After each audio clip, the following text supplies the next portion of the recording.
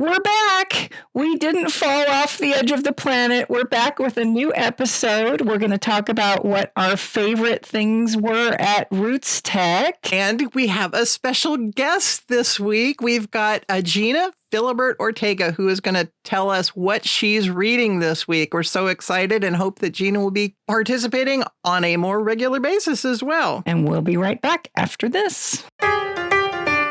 This is the Branching Out Genealogy Podcast, your go-to guide for family history news, tips, tech, and tea.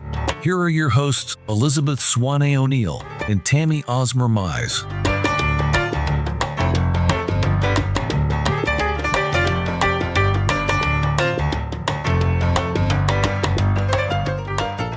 Welcome back to the Branching Out Genealogy Podcast. I'm your host, Elizabeth Swanee O'Neill, and I am here with my co-host, Tami Osmer-Mize. Tami, it's been a minute since our last episode. Where have you been?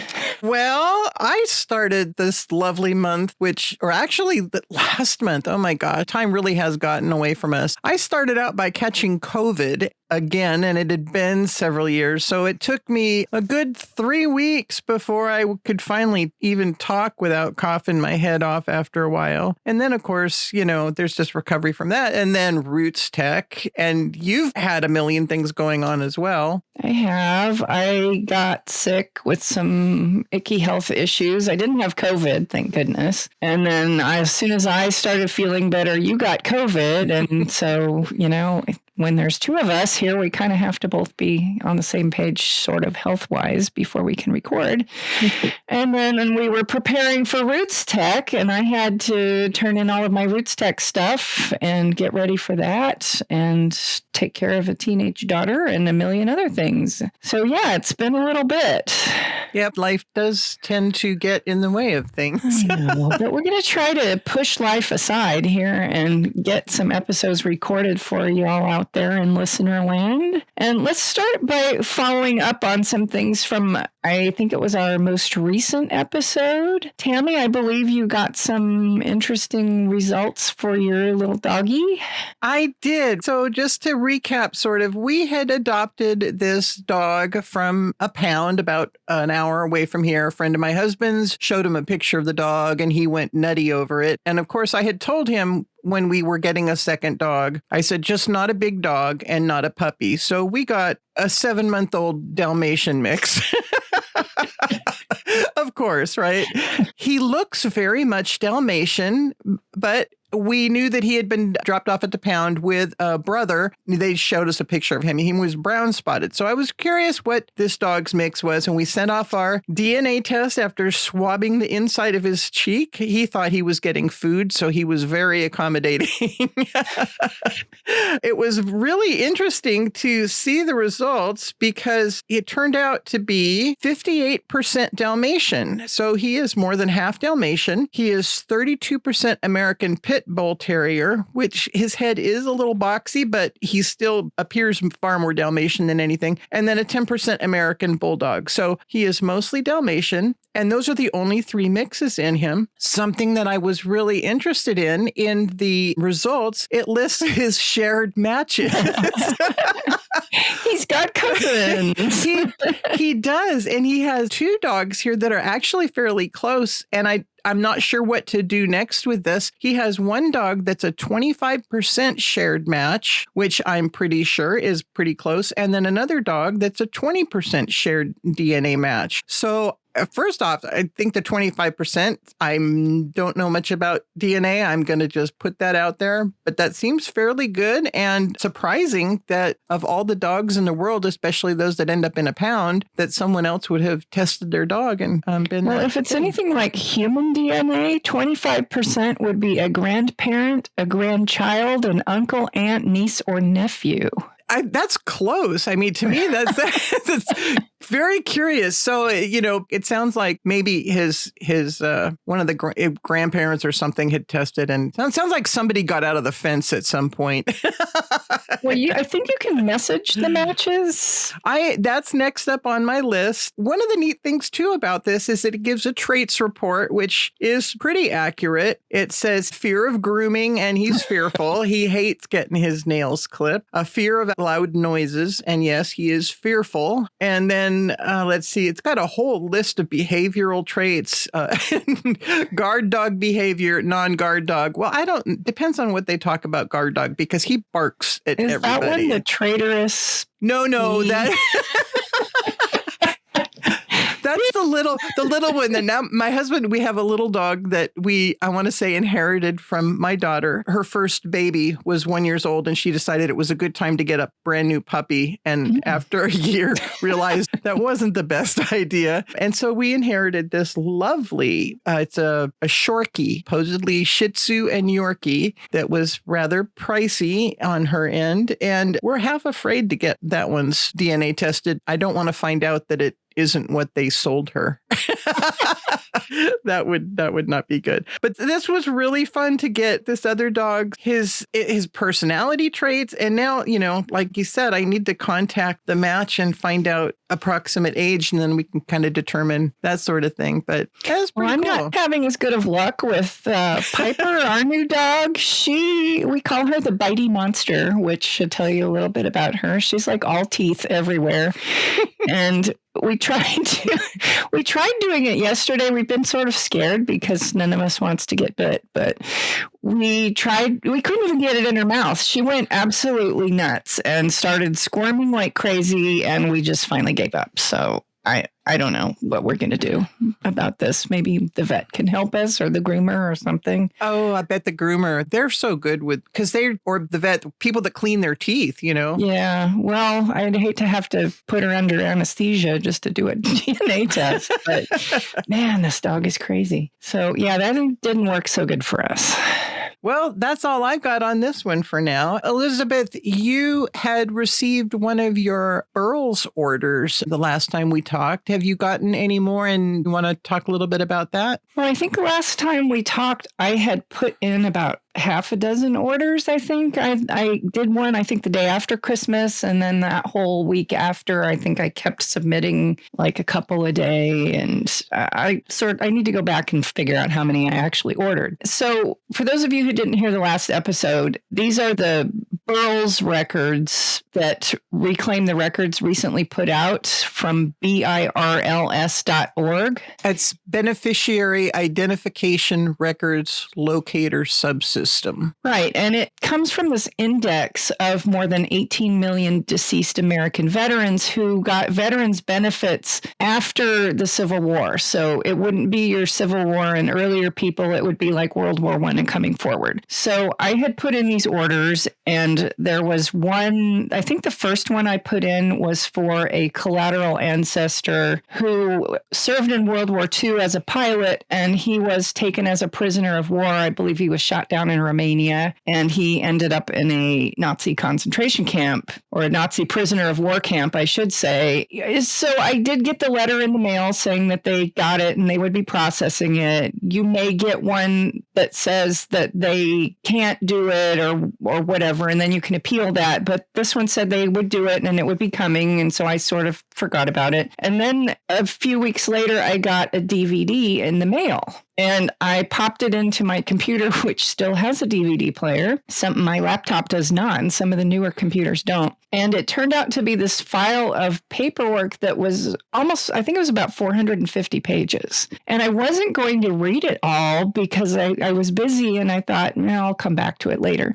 But I started reading it, and I couldn't stop because this man had been heralded as a hero when he got home. He eventually did make it home, and, he was a hero who survived the Nazi prisoner of war camps. But then it just kind of left the story there. But as I was reading through his file, it was so compelling and tragic.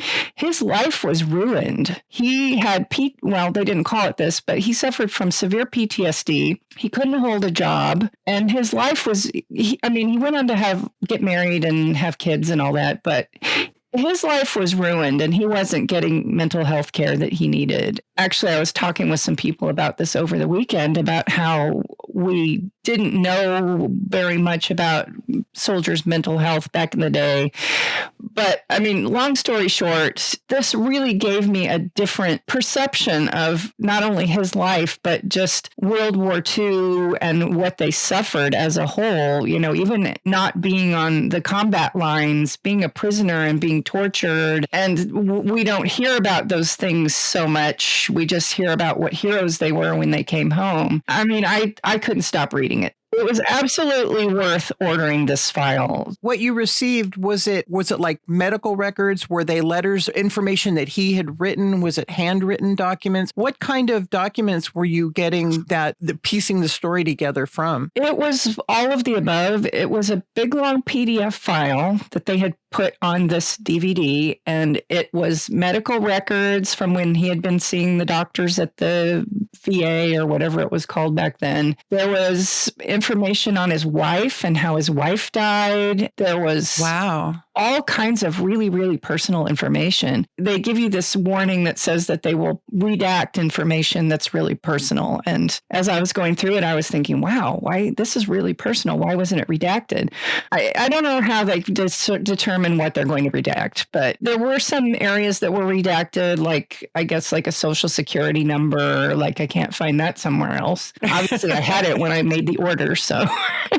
Good point. Yeah. So they did redact little bits and pieces here and there, but there were medical records, there were letters and testimonies from him and from family and friends about how he couldn't hold a job and his mental health and all that, and his wife's decline. It was just absolutely tragic. And it was a part of his life that I didn't know him personally. He died a few years ago, but just to learn this about someone who was hailed as a hero, and then they just kind of leave it there. Mm-hmm. And sure, he was a hero, but he was also traumatized and his life was basically ruined. So I don't know where I'm going with this. I just...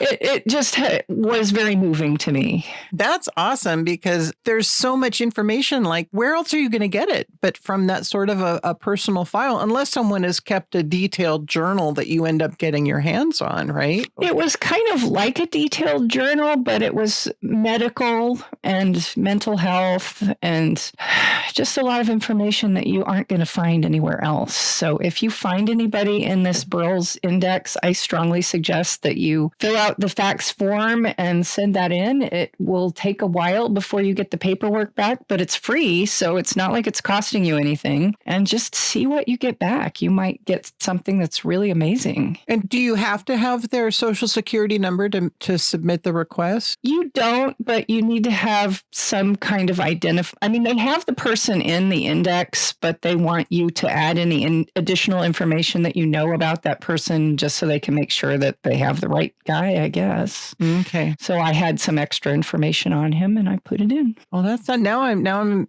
racking my brain. My dad was in World War II, but he's turns 101 next month, so I can't access. And oddly, Dad didn't even apply for his VA benefits until about a year or two ago. But anyhow, we'll keep searching my family history to see who I can maybe learn more about. Yeah, I got a letter that they're working on another one, but that's it. I haven't gotten anything since then. This has been a few weeks, so we'll see. It's a slow process, but the wheels are turning.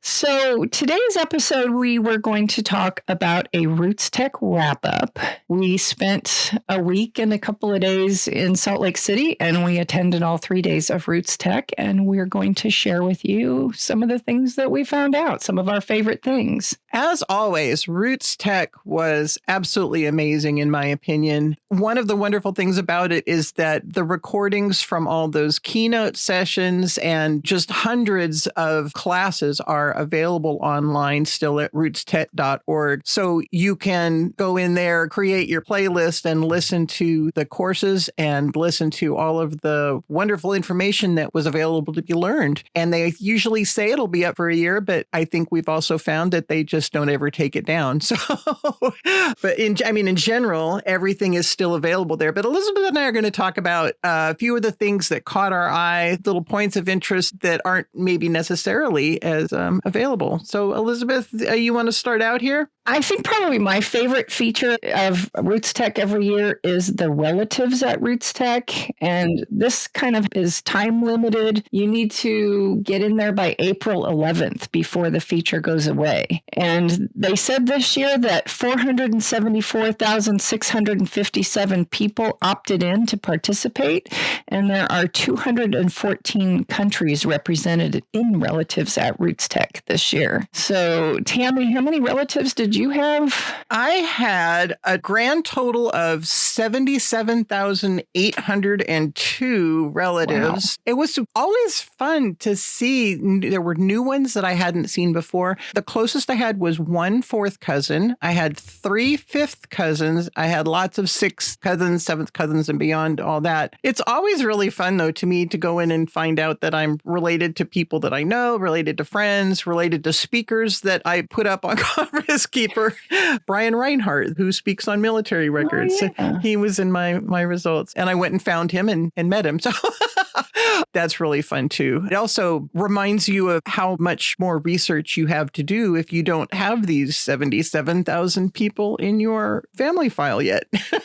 How about you? How many did you have this year, Elizabeth? Well, I didn't have quite as many as you. Mine topped out at 45,783 cousins. I had 1 2nd cousin, several 3rd cousins, a bunch of 4th cousins, and beyond. It was amusing. I had 1 6th cousin in China, 11 cousins in France, and some in some countries that I've never even heard of. So when they say there's 214 countries represented, they aren't kidding. I'm a little bit nervous that some of those are through the dubious Dunn connection.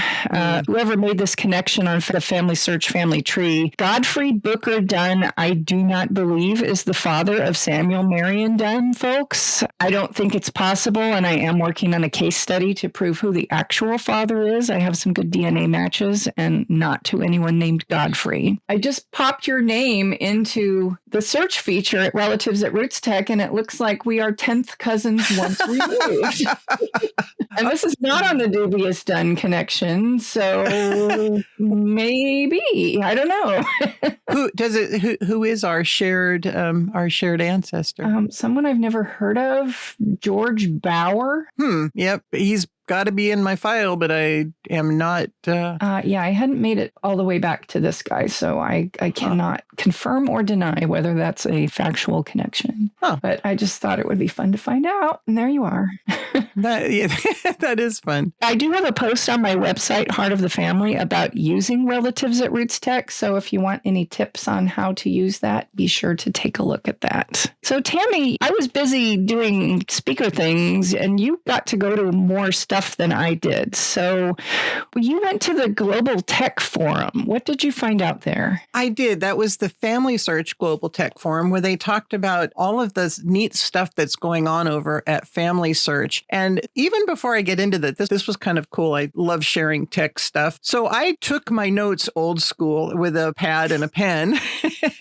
And so when I got home, it was kind of daunting. I was like, I want these notes digital, but how do I do that? So I found a website called image2text.io, and that's everything spelled out with the TO and not a number 2. So image2text.io. I put in a photograph of my notes and it transcribed them into text, and it did an amazing job. I mean, I did not find any errors in it other than errors that I had originally written. That was really a cool tool tool to come across. So anyhow, I transcribed my notes and now I can more easily share my information. Was there a fee to use that program? It's free to use on a now and then, one document here, one document there basis. If you want to upload a 50-page document, though, or so, you do need to sign up for a subscription. But for general use, it's free. That was really cool to find out. Cool. I know. So some of the things that FamilySearch has that they're working on will hopefully help with your done line in the tree. But I'll get to that in a minute. The first thing they talked about was the family group trees, where, the family tree at FamilySearch is a shared family tree and only deceased ancestors can you search for. You can't find any living people on it. Well, they've developed something called family group trees, and you can find these things by just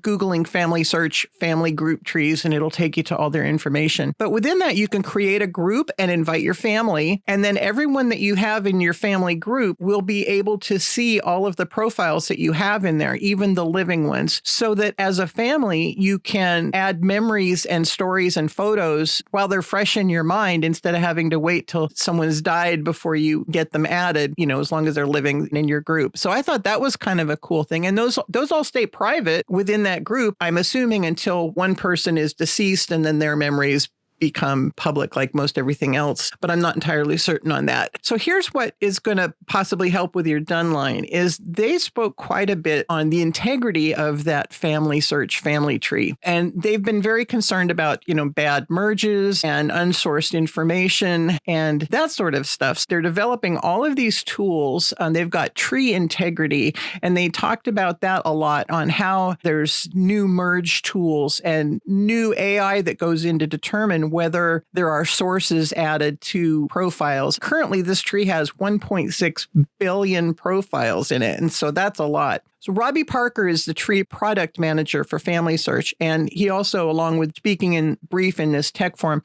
there's a video on rootstech.org that he did called Checking Tree Integrity, Protecting Well-Documented Research. So you can go in and look at that and listen to the whole thing to see what all they've got going on. That includes a data quality score. So each profile will tell you whether the data is really good and not so much picking on exact dates or things like that, but it's looking at whether there's improbable or impossible information, a death before a birth or sources that don't match the information in the profile and that sort of stuff. They've just got a lot that they're working on to improve the quality of the tree, which, quite honestly has gotten really a bad rap over the years because of the fact that everybody goes in and says, this isn't my ancestor, and deletes them or merges them or whatever. It's funny you should mention that, because before RootsTech, I got a message from a friend who had done the relatives at RootsTech match thing, and she sent me a message that said we were cousins. And I thought, oh, that's cool. Let me look. And somebody had connected the wrong father to an ancestor. And like you were saying, protecting well-documented research. This is probably my most well-documented line, not because I've documented it well, but because there is a reasonably, I don't know if famous is the right word for it, but a politician guy, Revolutionary War soldier, well-known in that line. And they connected this oddball guy in there as the father, and I just went nuts. What? What? And my husband was sitting behind me, and what is the matter? Oh my gosh, how could they do that? So anyway, we've all been there. I fixed it after much angry expletives, and so yeah. It was somebody I'd never even heard of that they had connected in there. So preventing that would be really nice. So that was one of the things they talked about, that there will be now warnings on edits. And so warnings will pop up if there's a mismatch with the sources or any possible conflicts, or, if the source that they're citing to, quote, prove that this person belongs there doesn't actually do that. Yeah, there'll be warnings. Any. I looked for some, I knew it was wrong, and I looked for some sources, and there weren't any. I don't know where they got this information. I can make some suggestions, but anyhow, that's one other thing that they're adding is after merges and changes have been made, is there's a change log. There's always been a change log that basically tells you, yes, this person's information was changed. And that's about it. And you're going, well, duh, yeah, because now that's no longer, he's got the wrong birthday, he's got everything's wrong. But the new change log will show the before and after. So you can actually see what's being changed. You can actually see what you have to go back in and fix, that sort of thing. Yeah, now I'm looking to see if somebody changed it back. So that was Robbie Parker, and that was what he spoke about. Now, Michelle Barber, as she's a user experience designer with FamilySearch, she talked about full text search and pointed out that last year, we were so excited last year when we heard about this. They launched it with 100 million images last year for 3 countries, and they were primarily land and legal records. Now, this year, they now are covering 29 countries, 1.2 billion images, and they've added all types of records: death, marriage, Revolutionary War, Bibles, naturalizations, and all sorts of records, not just land and legal records. And you can search within specific collections within that. And that's in the FamilySearch labs, and that's the full text search. I have held off going in there because it's just a time suck for me. I mean, I can spend hours and hours and hours.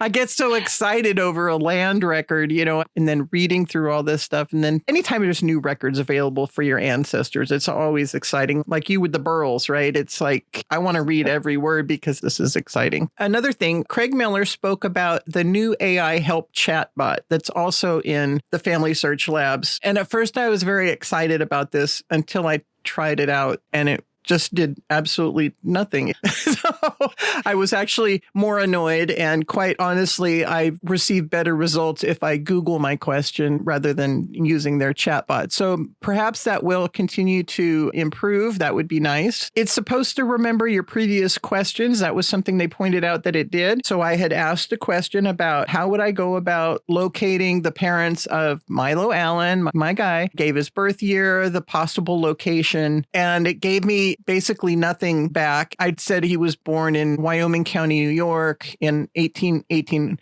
or thereabouts in the area. And then it gave me links to New York City databases and Bronx and all sorts of things that were really not at all what I was looking for. And one of the things it said was that it's supposed, like I said, it's supposed to remember your previous questions. But when I asked another question regarding that, I said, well, how would I narrow that down to surrounding counties to where I suspect he was born? It basically said, I don't know what you're asking.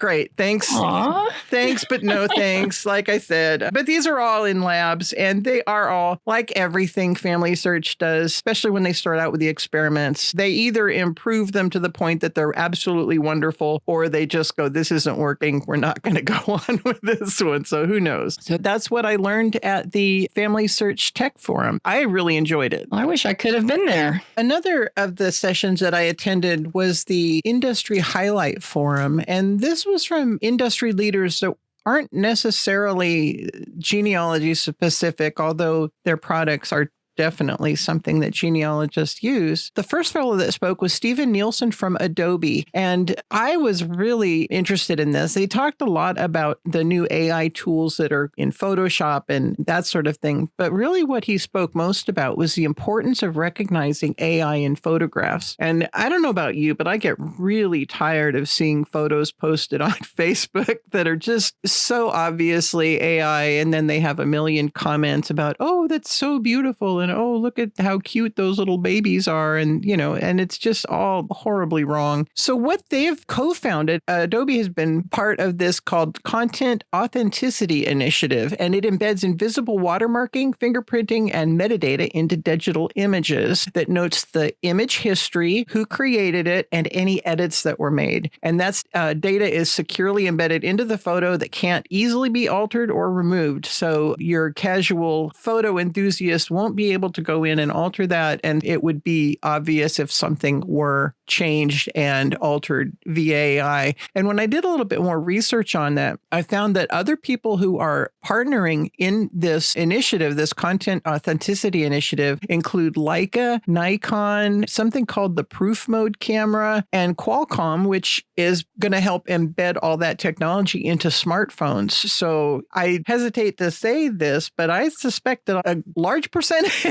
photographs that are taken and shared are done on smartphones. So to have that embedded in there may make a big difference, at least in the future for our descendants who will be inheriting these photos and going, wow, look, my great grandmother had 3 heads and cat ears.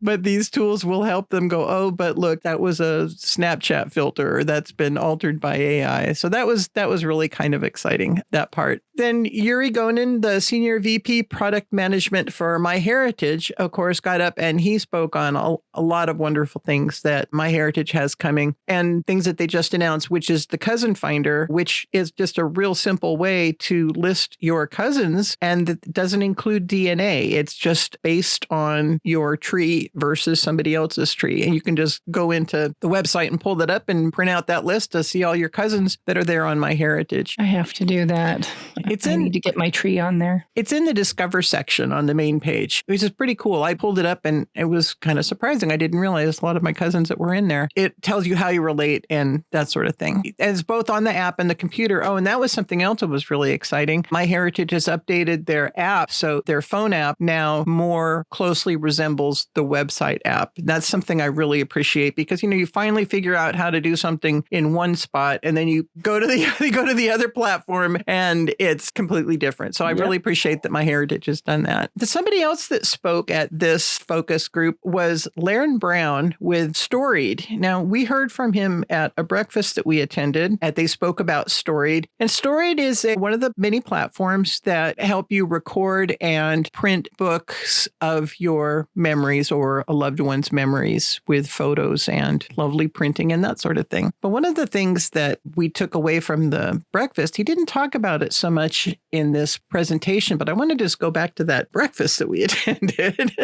He talked that Storied is also creating a new index for all of the U.S. Census records. Now, my immediate thought at that time when he said that was, why do we need another census index? But then I remembered, I don't know if you remember this, years ago, the Heritage Quest had census records available online, and they had different searching options. I remember that. Heritage Quest is still out there, by the way. It is, but you can no longer search the way you originally could.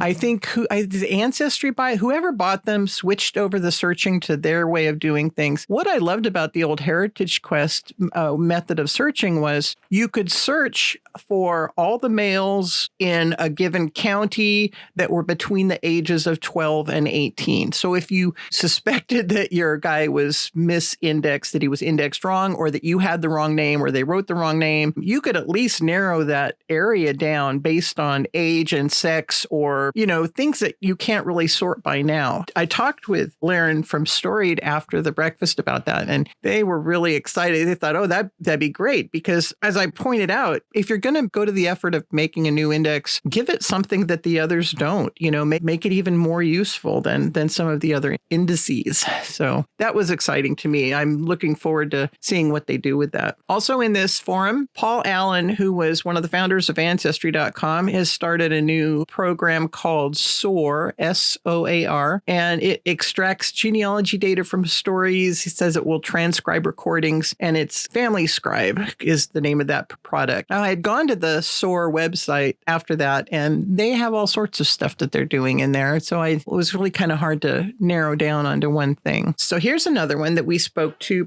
both you and I spoke to Charlie Green from Remento while we were at RootsTech. In this forum, he spoke about how he came to found the Remento product, which is, I want to say it, another book of recording memories. They provide you with prompts over the course of the year. You can record your responses, and then you get a printed book at the end. One of the really neat things about theirs that stood out to me over all of the other products that I saw was that theirs includes a QR code on each page that you can scan and actually hear the original audio that the book was created from. The book is not written word for word as the audio. It's written in much more readable form without the ums and the ahs and trying to make it make sense. If someone scans a QR code, they'll be able to hear that original audio. And if it was a video, see the original video, which, what I would give to hear my mom telling her stories in her own voice. Oh, definitely. I have an old cassette tape from my mom's answering machine that I saved because I thought it was the last thing I had with her voice on it until I played it and found out that it was me who recorded the outgoing message because she didn't want to. I was really disappointed. Oh, no. But I have nothing with her voice on it. So, yes, I would give anything to have that. Yeah, that was a real standout. And while we were there at RootsTech, Charlie Green from Remento spoke that he was going to be on Shark Tank. And did you have a follow-up on that, Elizabeth? Well, I haven't seen the episode yet, but I did see a clip that he was indeed on Shark Tank and he got Mark Cuban as his shark. So I think we can look forward to a lot more from Charlie Green and from Remento now that he's got himself a shark. And we'll see how his company progresses. That's exciting. It was neat to meet him. He was really passionate about what he's doing. I was real impressed by their product and by him. And Tami kept saying, he's so cute. He's so cute. He's cute. I mean, we're like two old grandmas here. Oh, he's so cute. I know it. And I had to laugh. It looks like my grandson or, He's 40 years younger. And so the last speaker at this forum was Hunter Cannon, the product manager from Ancestry.com. And he talked about Ancestry's AI tools. They've got the AI tool that will turn your phone into a scanner, which, is super handy because you've always got your phone with you, but you don't always have your scanner or anything when suddenly somebody whips out those family documents that you've never seen before, So it's nice to have a built-in scanner right in your phone. That's kind of cool. They do enhancements, image sharpening, clarity, that sort of thing. And another thing, how they're using AI with photos at Ancestry is to search images to help identify unknown people that are in your photos. So if someone else has uploaded photos that have similar or the same person in it, it will supposedly match up to yours and say, hey, we think this is who that is, which is really cool. And again, too, using AI for handwriting transcriptions, for journals, letters, recipes, and that sort of thing. So Ancestry is on top of the AI world as well. And that was a whole good session to sit in on. Well, Tami touched on a couple of announcements from MyHeritage during RootsTech. One of the things they also released, I think it was slightly beforehand, but they were promoting it a lot during RootsTech, was the ancient origins. So if you've already submitted your DNA to MyHeritage, then you can click to get it to analyze for your ancient origins. And it takes a few minutes, and then you get an email telling you your ancient origins are ready. And so I did that, and it breaks it down into different historical eras. Like there's the Bronze Age and the Iron Age and the Roman era and the Middle Ages. And it basically points out what part of the world it thinks your ancestors were living in at that time and kind of tells you what it thinks that they were doing. So during the Bronze Age, here's a shocker, my people were farmers. I guess a lot of people were farmers, but they think that mine were farmers. And you can just progress through the different time periods and see where in the world they predict your ancient ancestors were. And then you can get some advanced reports like genetic similarities and genetic distance maps. And I haven't had a chance to go through it all with a fine-tooth comb, but I'm looking forward to it. And I had to laugh because it said that my ancient people were farmers. And so, okay, some things never change. I've never gotten real excited over my ancestral origins or my ethnicity estimates. And I think partly that's because all of my known relatives were in the U.S. I mean, they came here on the Mayflower. And before that, they were from England. And that's about as exciting as my ancestry has gotten. And I have my hands full researching those folks, So I never get too excited about all those other ones because I'm more concerned with how did my third great grandmother live? How did my fifth great grandmother walk across from Connecticut to the wilds that became Ohio? I mean, to me, that's more relatable than finding out that, I had Neanderthal ancestors. Well, yeah, I think it's a little bit difficult for any of us to relate to. Like, I'm looking here at European farmer 6300 to 2800 BC. And there's an image, obviously AI generated, of this really beautiful woman who isn't what I imagine from 6300 BC. But I don't know. I mean, it's hard for me to wrap my brain around being descended from somebody that lived that long ago. I mean, obviously we were, but I accept that fact, but I don't know. There's just so many more ancestors between now and then that I'd like to learn about before I give a hoot about them. Sorry. Just putting my 2 cents out there. It was interesting. I will have to go back and examine it more closely. Where exactly are you finding that on the MyHeritage website? It's in my DNA section. The ethnicity estimate, right? No, it's between DNA matches and DNA tools. There's ancient origins. Yeah, okay. So you have to tell it to do it, and then it will do it, and it will notify you that it's done. Okay, so we're going to take a quick break here, and when we come back, we'll hear from our special guest, Gena Philibert-Ortega. So stay tuned.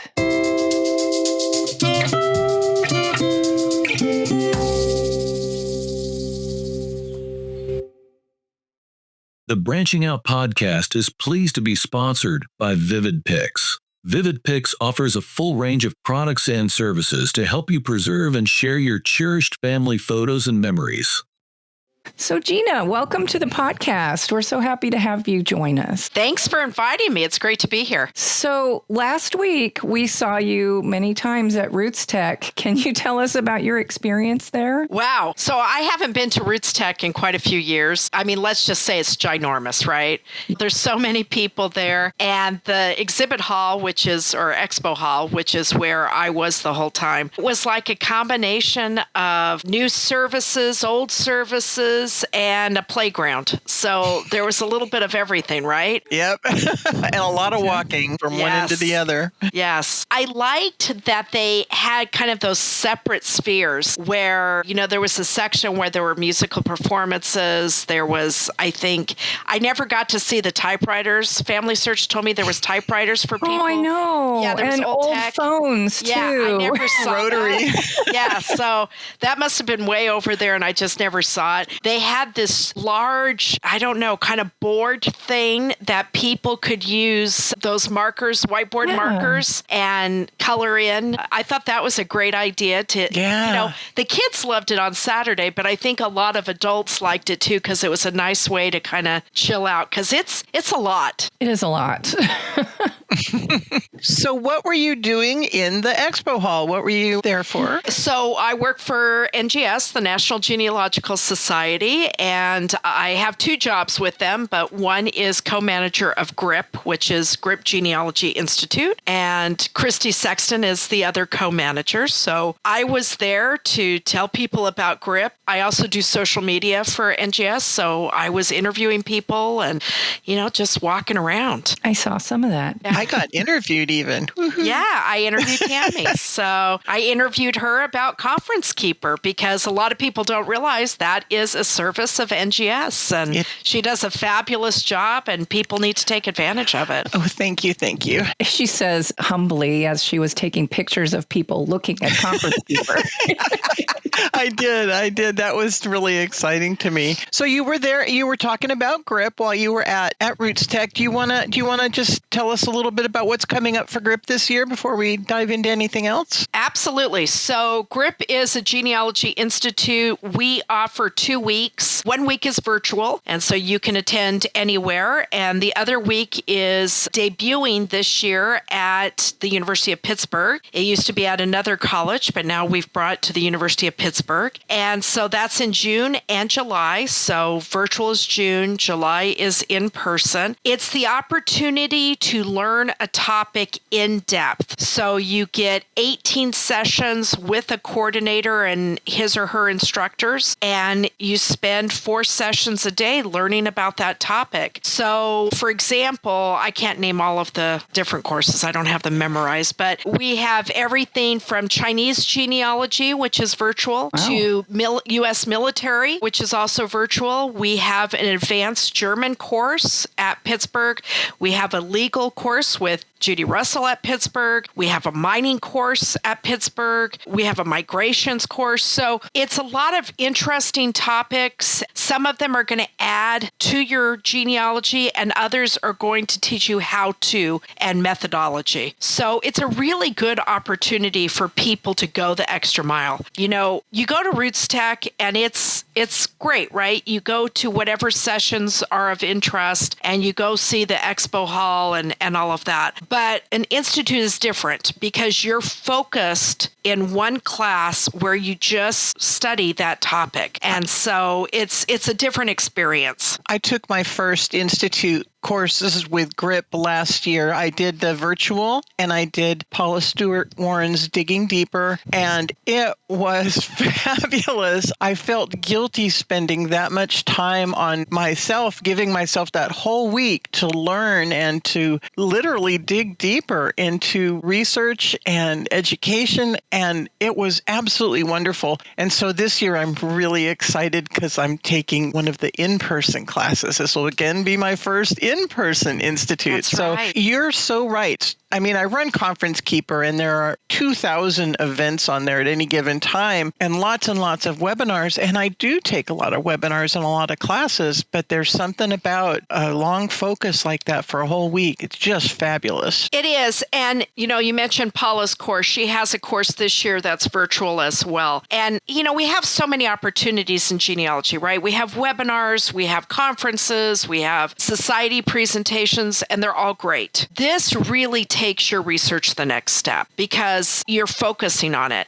And I love the virtual aspect because obviously it's nice to be home and do what you need to do. There's a luxury to going to in person because you're saying to yourself, this is what I'm concentrating on this week. I'm not making dinner for my family. I'm not doing laundry. This is what I'm doing. And I think people need to kind of consider that. You know, it may at first seem, oh, it's kind of expensive, but it's not any more expensive than going to RootsTech. You know, true. In fact, in some ways it's cheaper. So it's definitely something I think more people need to look at. And I've done classes, I've been an instructor, and I've been a coordinator. And obviously I help run GRIP. It's just really a great way to take your genealogy to the next level. Is registration still open if anyone's interested? Yeah, so people are welcome to register now. It's at grip.ngsgenealogy.org, and they can see all the courses, and there's a video for each of the courses right there on their page, so you can see which one you want. There's people's favorite coordinators, and we do have a few sold out virtual courses, but there's still lots to choose from. And in addition to coordinating and teaching and everything you do around GRIP, you're also teaching at SLIG right now. That's right, yeah. So I'm a coordinator of a course right now on researching women, 1860 to 1950. It's a great course. We just had it yesterday, in fact. I have great instructors with me, people like Carly Morgan and Sunny Morton, Sharon Carmack, Donna Cox-Baker, KB Barkham. Wow. So that's lots. A lineup.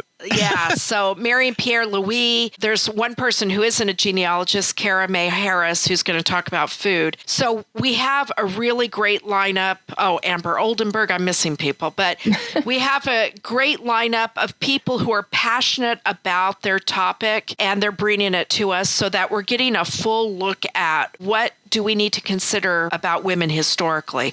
So usually when I teach, I don't just do, this is genealogy, this is how we do genealogy. I try to bring historical elements. So for example, yesterday I taught about the Southern Claims Commission and about women who applied for that after the Civil War. So that's what I'm doing right now. In the fall, I'll be teaching part 2 of what people call my death course, which is, it's a course where we go the extra mile and we look at cemeteries, we look at funeral homes, we look at documents. Part 1 was sold out. People, I think, loved it. I love teaching it. One of our instructors is a Harvard professor who is an expert in material culture and cemeteries. Cool.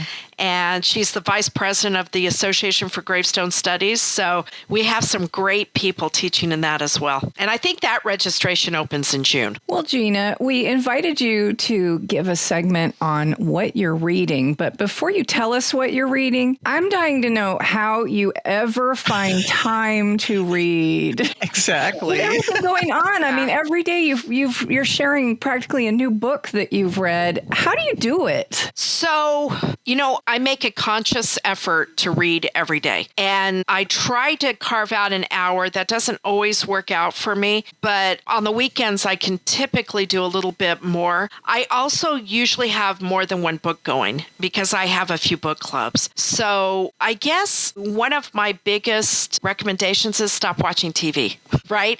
And stop doom scrolling, because I know I can get in that habit as well as just, scrolling constantly on social media, because I do social media for my work. But I have to remind myself, hey, put that all down. Let's sit in this nice quiet office and let's read some. The other thing I do to make sure I'm totally engaged is I am a big proponent of highlighters and pens and, marking up books. Now, the book I'm reading right now that I'm going to tell you about, I'm doing it on my Kindle, so I don't do that with the Kindle. You can highlight, though. I do it on my Kindle. Yeah. It's not quite the same, though. It's not the same, no. But that's the other thing I do. So I also make a goal. I have a Goodreads goal. I don't always achieve it because I'm reading short passages for classes or I'm reading articles. So I don't always meet the goal, but I don't care. It's just that I have a goal.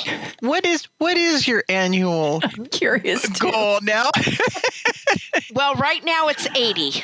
But I think last year I actually did 50 something. So, I could probably manage 8.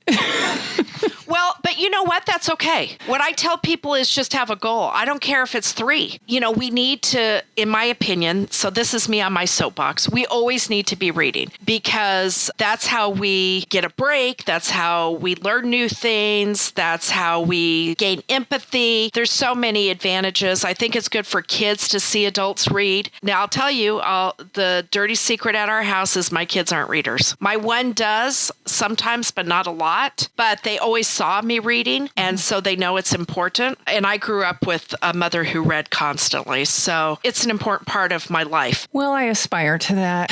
I don't even think I made a goal this year because last year I failed so miserably. But you know what? It's okay.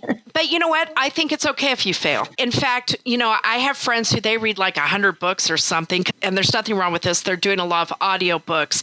I just can't seem to be patient for that. But my feeling is I don't care if I don't reach that goal. At least I did something. So, I celebrate it all. I don't care. So yeah, if you just read 8 or 5 or 3 or 1, you're going to be ahead of most Americans because unfortunately most Americans don't even crack a book after high school or college. So yeah, just find something you like and start it. Do you mostly read physical books that you hold in your hand or ebooks, Kindle books? So I have a new color Kindle, which I really like. And I have tried to get in the habit of taking it when I travel. So I read some that way. I also read some ebooks via Libby, the library app, and I do it on my phone. So I always have a book with me. I tend, though, to read mostly books because I prefer that. And I'm always buying new books and trading books and all of that. Plus, I like highlighting. So yeah, I would say mostly it's physical books. I totally agree with you on the highlighting. To me, there's the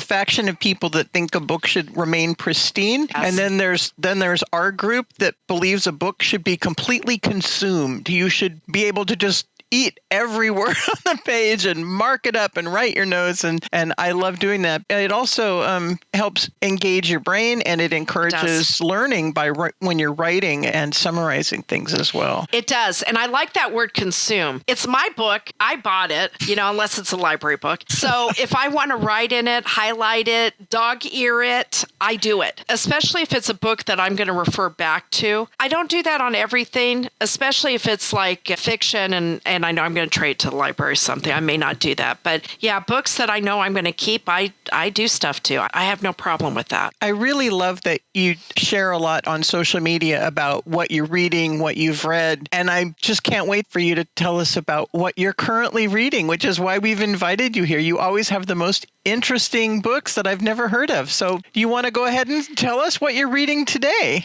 Okay. Now, you've probably heard of this book because it has been on social media media. And if you are a fan of genealogy books, then you may have heard of it. It is The Quest for Annie Moore of Ellis Island, uncovering the true story of the first immigrant to arrive at America's Isle of Hope. Long title. It's by Megan Smolniak. I've read other books by Megan. When I started professional genealogy, Megan was a superstar, right? She still is. She still is. We don't hear about her as much, but she was a superstar. I remember the first time I met her at a conference, I was totally fangirling over her. I remember when I did too. Yeah. So, it was amazing. In fact, it was in Salt Lake. What I like about this book, and I'm not done with it, so I'm about a third through. I think I brought it with me to RootsTech and got too busy. But what I didn't know, I knew that Megan had for a long time done research on Annie Moore.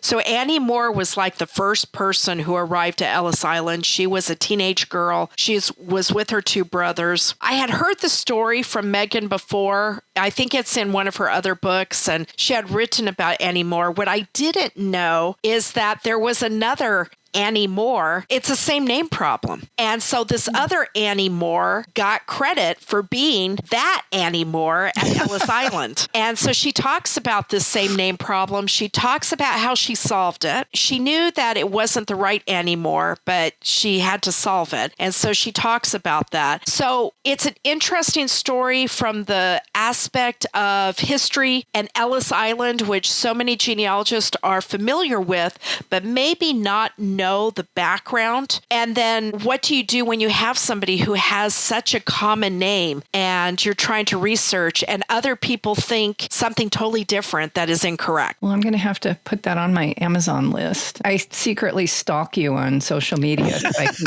I'm not kidding. I take pictures of the books that you've read, and then in my digital planner, I'm like putting these pictures of the books that I want to read. Nice. I'm not actually reading them yet, but I aspire to that. Well, I do the same thing. I find people who are posting books and I take photos, and I try to put it in Goodreads because then I don't have all these photos everywhere. And then when I go to the bookstore, I pull up Goodreads and see what I want to buy, or when I go to the library. That's a great idea. So, I like Goodreads. And then at the end of the year, it gives you that wonderful collection of everything that you've read for the year, too. That's kind of handy. Nice and visual. It does. And I like sharing it because I like to see other people's, because, other people have books that I didn't know about. So that's a lot of how I get other ideas for books, is by looking at what other people are posting. That's a great idea. For those of you who don't know what Goodreads is, it's a free app that you can download to your phone, and you can also access it on your computer if you are not a smartphone user, or even if you are. So check that out, and I'm sure that you could friend all of us on there if you want to see what we're reading or not reading, depending on which of us you're following. So if you're going to follow me on Goodreads, I do want to qualify this, that for a while, one of my daughters was using my account, and so there's some weird books on there at one point. Sure, blame your daughter. Sure. That makes sense. Okay, wink, wink, wink. Well, Gena, we're so happy to have you join us, and we hope that this will be a regular thing and we can inspire our listeners to do more reading. Absolutely. Thank you for having me. It's our Thanks pleasure. for being here. Let's switch gears here and talk a little bit about what's happening in the family history world. Tami, there's a big conference coming up. I think you know a little bit about that. There is. The next big conference is the National Genealogical Society's Tales and Trails, and it'll be held in Louisville, Kentucky over Memorial Day, May 23rd to May 26th, that being a Friday to a Monday. I'm really excited about this one. They always have the best speakers. It's a super wonderful conference. There's going to be over 50 presentations. Those who register and attend the conference also get access to the recordings. They are not selling the recordings on their own at this point. It's just registered attendees will get recordings. But it's beyond just the classes and the programs. They've got all-day workshops on Friday that are an additional cost, but some really fabulous ones. David McCorkle's teaching land mapping using meets and bounds. There'll be one on reading Old German handwriting. And then, of course, the Board for Certification of Genealogists Education Fund has a whole putting skills to work workshop, which I would be surprised if that has any spaces left, but it's worth checking out if you're interested in it. And then, of course, there's going to be tours because there's so much genealogical information there in Louisville, Kentucky. There's the Kentucky Department of Libraries and Archives, which is also the same building as the Kentucky Historical Society, and there'll be an all-day research trip there. A half-day tour and research at the Filson Historical Society, and a longtime library and institution there in Louisville, and Old Louisville walking tours. And I've heard mention, I didn't see it listed on the website yet, of the SAR library as well as in Louisville. I think I mentioned that because I thought it was weird that I didn't see it listed that they were going to the SAR library. Right. I think they should.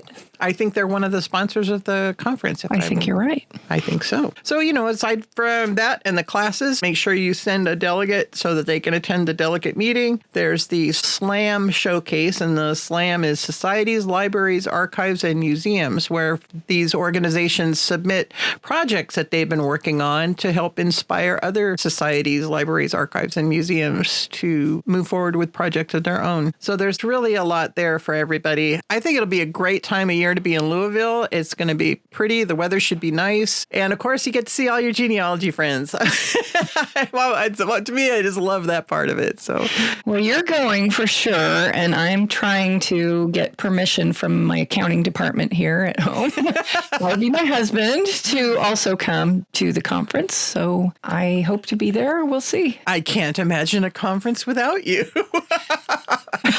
So in other news, the Board for Certification of Genealogists dropped some information recently. They have now adopted the two-part portfolio for its certified genealogist application process. And those of you who have submitted previously and are on the clock right now probably know about how this has been done in the past. And that was that you submit all of the components of the portfolio together at one time. But last year, they started a pilot program to break it into different submission parts. So they've decided that that was a successful pilot, and they're going to make this permanent, the two-part process. So this is going to go into effect when the 2025 application guide is released, which they expect will be on or about July 1st of this year. So if you're currently on the clock or you're planning to submit your preliminary application this year, you really need to take a look at this information and see how these changes might affect your submission. There is a long post on the BCG website about this process and how it's going to be going forward and who will be affected. And you can find that by clicking on the Springboard link. The Springboard is the BCG blog. And then you can get more information about that. And the website is bcgcertification.org. Yes, thank you. I just got some information in yesterday and posted it to Conference Keeper about the Association for Professional Genealogists. Every year they have their professional management conference, which is a wonderful place to learn more, whether you are running a genealogy business or you just aspire to research like a professional. They have 2 scholarships for individuals who are seeking to attend this conference. The conference will be in September this year. The 2 scholarships are the APG New Professional Scholarship, which will go to a new professional. That would be someone who has been doing professional genealogy for less than 5 years. And the second scholarship is the Kenyatta D. Berry African American Research Scholarship, which recognizes an aspiring professional with a significant interest in pursuing a career in African American genealogy. The scholarships are open to both APG members and members of the public, so anyone can apply, and the deadline to apply is April 30th of this year, and that's for this fall's Project Professional Management. This year's, I always call it the PMC, the Professional Management Conference. The details are listed on Conference Keeper under the Awards and Scholarships page, or you can go directly to the APG website, and that, I believe, is appgen.org, apgen.org, and find the details of their scholarships there. And I just got some information in my email today, and that is the New York What is wrong with my talking today? New York Genealogical and Biographical Society, which I also refer to as NYG&B. They are seeking volunteers and interns to work with their digitization team. Interns will get school credit for their work, and these people will be doing scanning, administrative tasks, archival work, etc. They have an internship page on their website, or you can send your resume and cover letter to intern@nygbs.org. If you're interested in volunteering and you don't want to be an intern, you can email to volunteer@nygbs.org. You know, I'd mentioned when I was talking about the scholarship for the PMC, how I have that on the conferencekeeper.org website. I think that there's a lot of other scholarship applications that are coming up shortly as well. April 30th is the application deadline for the Midwest African American Genealogy Institute, MAGI scholarship. And then SLIG has all sorts of scholarships for the Salt Lake Institute of Genealogy. Those are due on May 1st. So if you're thinking of attending any of these institutes or programs, you definitely want to check out the Conference Keeper Grants and Scholarships page. And there's a big button on the homepage that will lead you to the awards, grants, and scholarships page. Who wants to pay full price? No kidding. That sound means it's time for tea. And looks like Elizabeth is going to spill some. What you got, Elizabeth? Last time we talked about the horrible, awful, very bad, nasty process of getting vital records from the New York State Vital Records Office. And it seems like shortly after we did that episode, and I'm not going to claim credit for us bringing this to light, but, you know, this confluence of events came to the forefront. NYG&B actually got involved, and Josh Taylor spoke at an advocacy hearing, and there was this whole big thing, and people wrote in and wrote their Congress people in New York, and New York State released their budget, which included this horrible Part U section, U as in ugly, I guess. So they released this Part U, and it was going to do all kinds of nasty things. Birth records couldn't be released for 125 years. Death records, 75 years old. Marriage records, at least 100 years old. And the fees were going to jump from $30 to $45. And the Department of Health would also be allowed to add a $50 an hour fee just for looking up your records. So that would increase priority processing from $15 to $30, plus this possible $50 fee on top of every other fee that was going up. Well, this morning in my email, NYG&B has announced that Part U has now been omitted from that part of the budget. They say that they are cautiously optimistic as negotiations are still in process, and they won't know for sure if this remains dropped from the budget until it's presented on April 1st. So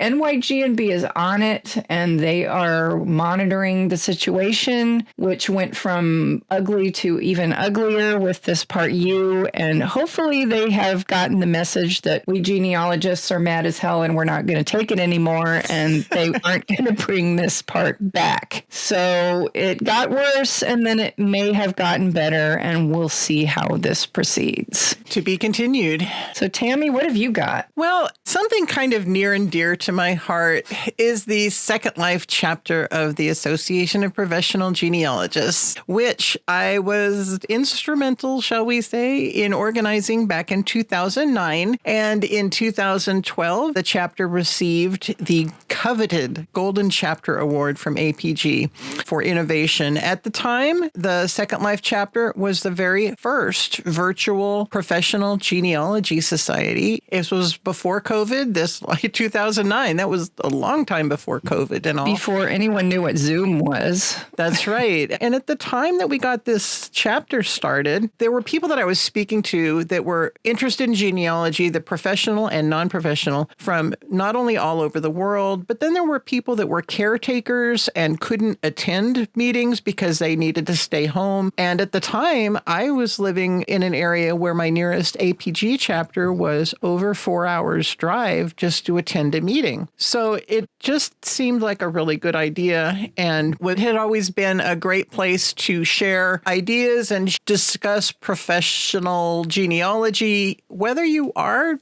taking clients or whether, again, as I've said before, just aspiring to a better quality of your own work. We're reorganizing the chapter again, and we're going to have an organizational meeting on April 13th at 3:30 Pacific time. We'll post the information and keep updates in the Facebook group called Genealogists in Second Life. That's kind of a generic group for everybody. We do have separate groups for the different organizations we have in there, but this is just a general genealogy group. So if you're interested in a different sort of online presentation where you can still learn some great genealogy stuff and sit and chat with other genealogists literally from all over the world, you might consider joining our group in Second Life on April 13th at 3:30. And then following that reorganization meeting, we will be having a chapter meeting of our Second Life Virtual Genealogy Society, which is not the APG, but it's just a more general society that we have going on in there. And distinguished speaker Shelley Murphy will be presenting on that day. We're very excited to hear what Shelley has to talk about. And you may also want to check out the website for the Second Life chapter at slapg.wordpress.com. Hasn't been updated in a little while, but we will get that updated. I was looking at that too. But like I said, we're going to reignite it. Anybody can attend the meetings, and the chapter has historically not had any additional dues. So if you are an APG member, you can belong to as many APG chapters as you would like, and the Second Life chapter doesn't have any additional dues. So that's our show for you today. I have run out of things to say. Talked so much today. Be sure to join us next time because we have this very special episode for you with Tami's DAR application. And this is something that I've been bothering her about doing for many, many, many years. And she has finally agreed to do it. So join us next time as we work on Tami's DAR application live on the air. So we'll see you next time. In the meantime, happy researching.